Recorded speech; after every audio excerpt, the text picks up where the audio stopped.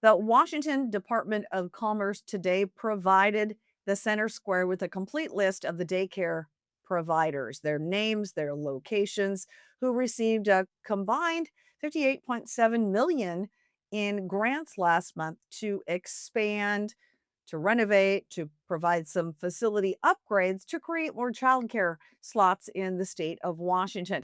This was touted by the governor, creating more than 2,000 additional childcare spaces through the Early Learning Facilities program.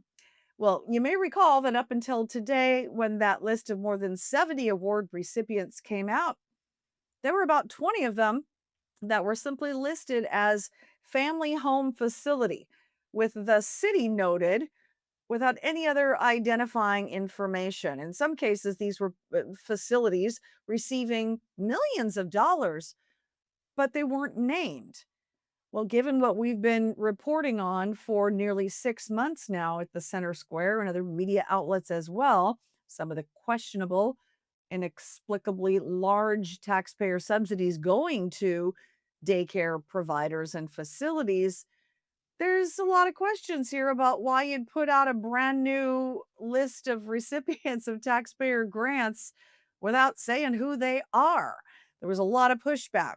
It did not go over well with Senator Leonard Christian, Republican from Spokane Valley, who told me in an interview that no provider receiving taxpayer money should be unlisted.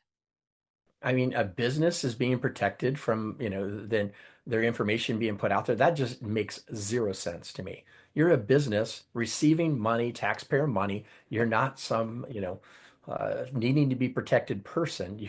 You're filing for a, business grant. Certainly that should be there. I know I tried to look into just the daycares in my area so that I can kind of, do a little personal investigation, drive around, and it's almost impossible for me to even get that, even with the staff, to figure out what's going on, who's getting money, what daycares are around our area. I just keep getting referred to a website that just has nothing on it. So it's frustrating even for me, which should be fairly easy. And it should be a quick email. Hey, what's the number of daycares in my district and where are they located? Here's a website that has nothing. Uh, yeah, this is ridiculous. So now, in hiding some of the providers receiving these large grant awards, we had the Department of Children, Youth and Families, and the Department of Commerce citing a revised Code of Washington, so law in Washington that was result of a, I think it was a statewide initiative that was passed 10 years ago. It was that came about. It was Initiative 1501, and this was approved by the voters of Washington with a bill that was intended to protect the elderly from identity fraud. And this was, you know, identity fraud and other financial crimes, scams being committed against the elderly. People said, well, yeah, we should certainly protect these people. Their names, their residences, their social security numbers shouldn't be out there for the public at large to have access to. So that was the motivation for that. So then I went back to Commerce and I said, wait, you're citing this RCW as an explanation for why the public should be denied access to who these providers are. And the initial response I was given, and I'll just read this to you so I don't mess it up. Commerce relies on the state AG's office for interpretation of such laws. The best way to proceed to get this information is to submit a public records request, blah, blah, blah. That came from a spokesperson at Commerce. But I went back to them specifically saying, I want a further explanation as to how a law that was created to protect seniors from identity theft is being applied to hide the names of daycare providers receiving large taxpayer subsidies. And the response I received then on Tuesday midday was to say they were reconsidering. Here you see what Amelia Lamb with Commerce sent me yesterday. She said, I just spoke to our public records manager who has received new guidance from the AG's office about this RCW.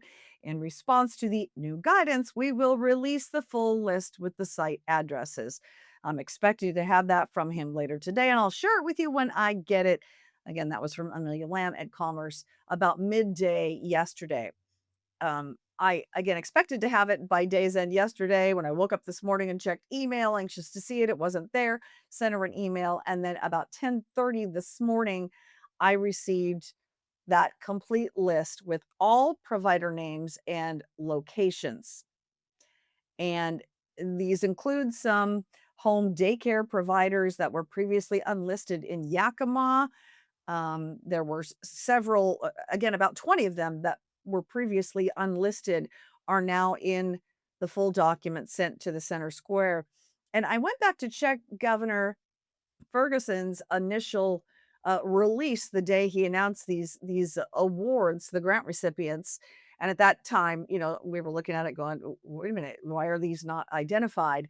Well, when you click on the link today in the governor's initial press release, it includes the updated link to the full list of providers' names and locations. Now, full disclosure, I've not yet had time to look into these newly identified providers to see if any are receiving other potential state or federal subsidies or anything there that appears to be an unusually large subsidy. Some of the other ones that we've identified certainly have raised eyebrows.